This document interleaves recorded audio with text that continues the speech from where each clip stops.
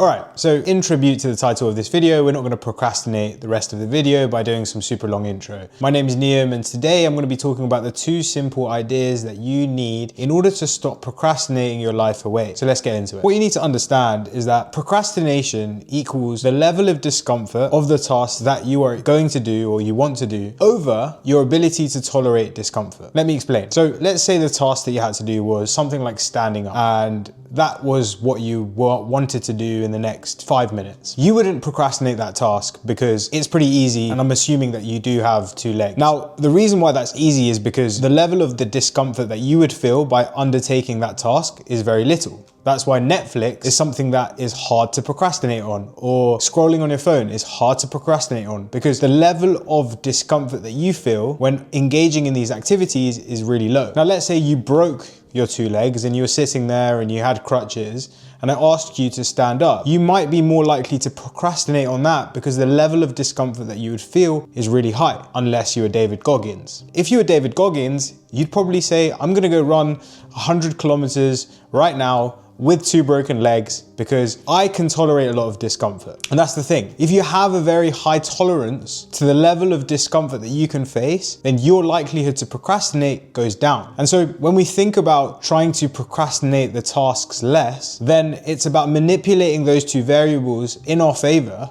so that we actually end up doing the task that we said that we're gonna do. So there are really only 3 things that make a task uncomfortable and cause us to procrastinate. Number 1, it's a lack of clarity, and I'm going to be explaining these in a second. Number 2, it's a fear of failure. And number 3, it is the amount of effort that it takes to actually do that task. So starting with the lack of clarity, let me tell you a story. Just over 2 years ago now, I was working as a data scientist in London, and I really wasn't enjoying the job, and to be honest, wasn't engaging in that much. For example, I would go to the office never, but I was meant to go 3 days a week. And so I would go into the office literally like once every few weeks, and people would be like, I haven't seen you in a while. And I would be like, yeah, like, you know, we probably aren't going on the same days. And I'd make up some bullshit excuse about why I couldn't go to the office. But eventually it ended up me being fired. And so what happened after that, I was like, you know what, screw this corporate bullshit. I can't be asked to be in London doing shitty work. And so I decided to start a business. I decided to start selling fitness coaching because I've lost a lot of weight myself. And you can check the link in the description if you want to work with me. We can have a quick call to get you on stock on your goals and build a plan for the next 90 days completely free. And in that moment, I was like, cool, I'm going to start a business. And that was a really kind of vague goal looking back. I was like, how the fuck am I going to do this? And so at that moment, I started to procrastinate on starting a business because I didn't have a lack of clarity on what I needed to do. But 2 years later, I have a better framework for achieving my goals and not procrastinating because of a lack of clarity, because I've gone through the process of figuring out how to attack vague problems and actually come up with a way of approaching them that stops me from basically pushing it further and into the diary. When you set a goal for yourself, the first thing that you need to do is figure out a plan, and I'm going to explain in a second what this plan looks like, but a plan that is going to allow you to achieve your goal. In the case of starting a business, what I realized is that I actually need to get some customers. Okay, so if I need to get customers, then what do I need to do in order to get those customers? And so then that breaks down into reaching out to them. And so then that becomes the plan that ends up allowing me to start my business, which is a vague goal, but it becomes really specific when I actually break it down into the plan. And the plan is basically a set of daily or weekly actions that you need to take or engage in order to achieve the goal that you've set for yourself. So let's say you want to lose weight. I've lost 50 kilos. And when I first started, I actually remember when I actually ramped up my weight loss journey a lot. And it was after I'd been fired for the first time. I know a lot of stories of being fired in my life, but I was fired because, well, I wasn't that engaged and I probably wasn't that good, to be honest. But after I got fired, I was like, I don't know what to do. And this was like the first job that I had out of university. And so I was pretty upset with myself. I was like, I need to make a change. And very fortunately, my brother, who also was overweight, had just started on a training program. And he had a coach and he had just learned the daily actions and the plan that is going to allow him to reach his goal of losing weight, which prior to him going on the program was again a vague goal. Losing weight is a vague goal. And so what he did when I went home one day, I was like, how do I lose weight? And what he said was walk 10,000 steps, eat 2,000 calories, and do 3 gym sessions per week. And that was all he said. And that simplicity of these are the actions that you need to take in order to hit your goal made it so easy for me, because I was like, right, that's what I'm doing. And over the next 3 months, I lost 14 kilos just by following a simple plan and knowing that if I just do these daily actions or weekly actions, I will get where I want to go. And so the first thing that you need to do whenever you have a goal is just to think about what are the daily or weekly actions that are going to allow you to get to where you want to be. All right, so the next reason why you might procrastinate and the next reason why we feel a level of discomfort in our goals is actually because of the fear of failure. The problem with society at the moment is that we get trained to hate failure or to fear failure. As we grow up through school, we get told that we need to take these exams and passing these exams is going to make us successful. And if we go to university and we pass the exams there, then we're going to get a job. And then when we get to a job, we have to do everything right because then we get paid and we don't get fired. Obviously, I wasn't that good at that. But the point that I'm trying to make is that like we get trained to avoid any sense of failure. And so when a task arises and there is not a certainty around whether we're going to succeed or not, and this is very common in business, we start to procrastinate because we have been trained to prepare and plan and overthink until we arrive to the right answer. For example, if you're preparing for an exam in your university, then you're going to have to study really hard for hours on end, and then you take the exam, and then at that point you get it right or wrong. The problem with this approach when it comes to real life is that actually in life, you have to fail a few times in order to achieve the right answer. What I mean by that is there's that great saying, you have to kiss a few frogs to find your prince. And it's true, like you have to go on loads of dates to find the person that you're going to marry. You have to try a bunch of diets or meal plans before you find the one that actually sticks and works for you.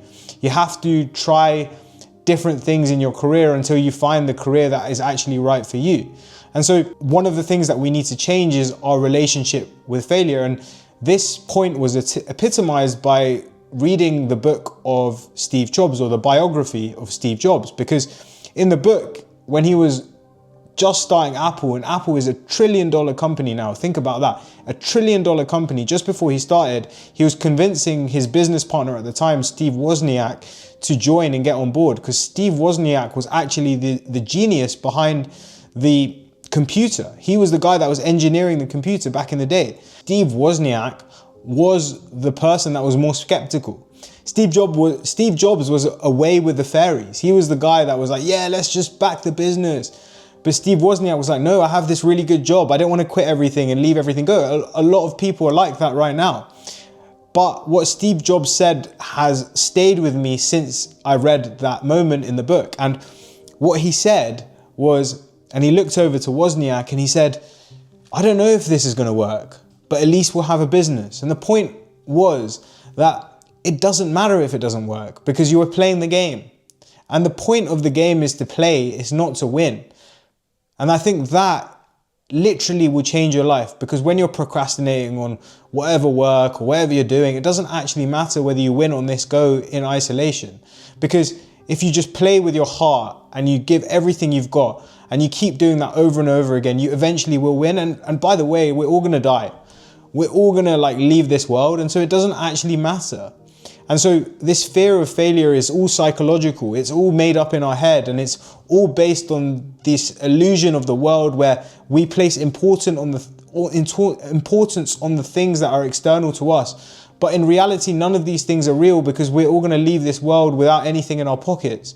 And so when we approach these tasks and we're thinking to ourselves like we need to prepare and plan and overthink to make sure we get it right, then that is a lie that you're telling yourself to avoid failing. And failing is part of the process. Failing is the only way that you can see success, because every single failure takes you one step closer. And so when you reframe failure, then you stop procrastinating, because that fear just completely goes away. And so the last reason why we procrastinate is because it's literally just a lot of effort. And this can often happen in the physical things that we want to do, like going to the gym or going for a run, especially if it's later on in the day. One of the things that I hate is when, I want to go to the gym later on in the day, but I have to stop my work and then I have to almost brief myself from the work that I'm doing, get ready to go to the gym, and it just feels a bit like a lot of friction to get there. And that effort and that friction stops me from actually going to the gym and makes me procrastinate. And often I'll find myself in the kitchen having a few snacks before I actually want to get to the gym.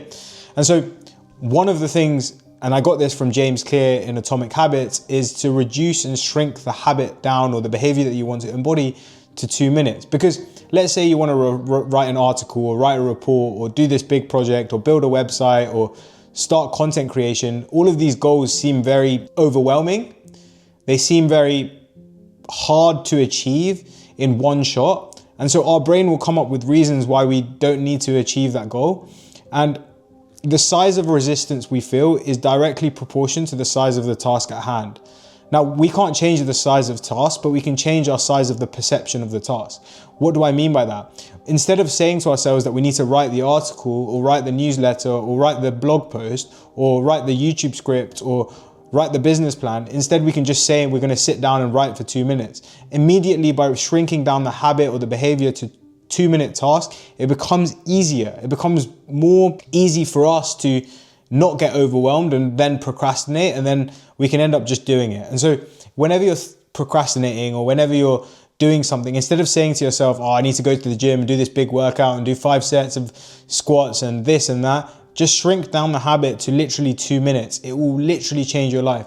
Aim to show up. Don't aim to do the full workout. Aim to just sit down. If you're procrastinating meditating, don't aim to meditate for 10 minutes. Aim to sit down on the mat, or even aim to close your eyes. Simplifying the habit to the atomic behavior that you need to embody in order to do the habit can make it so easy for you to not negotiate yourself out of it, and actually hard for you to procrastinate on it because it's so easy to do. And sometimes that can be embarrassing. Sometimes, because we have such a big goal, let's say we're climbing this big mountain and we're really tired, like that first step is embarrassingly small, because we're like, how are we going to just take one step in front of the other to get to the top? Like sometimes that is so unbelievable that stops us from getting to the top, but that is literally all it takes. If you move one pebble at a time, you eventually will move the mountain, and you won't realize if you just focus on that one pebble. And so whenever you are procrastinating, just aim to show up, just aim to be there, and the rest will take care of itself. All right, so we've talked a lot about how we can reduce the discomfort of the task by increasing the clarity that we feel, reducing our fear of failure, and also just reducing the effort down of the task that we're trying to do. But sometimes it can be still daunting to take on these uncomfortable actions. For example, for me, filming is actually quite an uncomfortable activity. Like, I hate filming, even though it looks like I'm enjoying it. Well, hopefully it does anyway. But like, I just find it, I find that I procrastinate it a lot because I think it's a very difficult skill to learn. And so I find that all those feelings still bubble up, emotions, etc. And so increasing our tolerance for discomfort is also important in conjunction with doing all these other things. And I think when we do both, we can really become people that are focused. And so when we go about increasing our tolerance for discomfort, one of the things that is really important to consider is actually the context in which we are experiencing things. What do I mean by that? So there's an experiment called the contrast experiment, and it's a very simple experiment that will completely change how you view your life. Now, if I were to put your left hand in a bucket of cold water and I put your right hand in a bucket of warm water and then take both hands and put them in lukewarm water, then your right hand, after being in the hot water, will feel cold, and your left hand, after being in the cold water, will feel warm. And this teaches us a very interesting lesson about how we experience our life. We experience things in the context that surrounds them. What do I mean by this? Let's say we experience something really fun and really enjoyable prior to something really boring. That boring thing is going to feel more boring. In the same vein, if we shrink our life down to a very, very comfortable life, so we're watching Netflix all the time, we're eating junk food, we're doing all these comfortable things, then any time that we get faced with any level of discomfort, it's going to be very, very hard for us to actually tolerate it. And this is actually so common among people. Because we are so comfortable, whenever people get slightly shoved out their comfort zone, they just freeze and they can't take action. And so because life has become so comfortable now, and there's a great book by Michael Easter called the comfort crisis, and he talks about different strategies to engineer discomfort into your life. But because life has become so comfortable now, we have to engineer it into our lives. And that means being part of the 2% of people that actually walk up the stairs, even though there's an escalator available. Like if you go to London at the moment and you go to a tube station, everyone will take the escalator and very few will take the stairs. Be part of that group that takes the stairs. In the morning today, I ran 15 kilometers. Now, part of it's because it's good for my physical health and I enjoy it and all these things, but in the middle of the run, especially after the 10K, and I don't run a lot, like I'm not running every day or I'm not running 3 times a week, I'm not a professional runner, so I do find it difficult. And at times, I really want to stop and I really don't want to keep going, especially when it's uphill. And it's really hard for me to just keep going. And I have to tell myself, this is uncomfortable, but you're going to keep going.